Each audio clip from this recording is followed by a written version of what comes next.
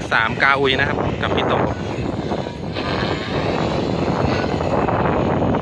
ย้อนแสงว่ะลมนี่มันทำให้เราบินลำบากเนาะ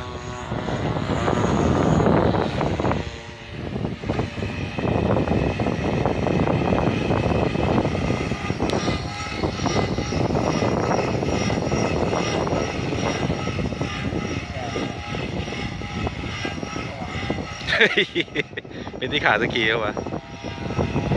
มันหลอกตาหรือน่าจะเป็นที่ลมว่ะ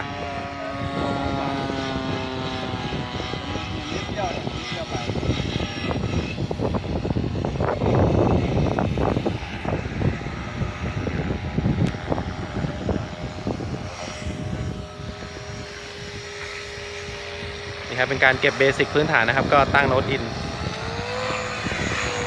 ลอยขึ้นมาแล้วนะครับ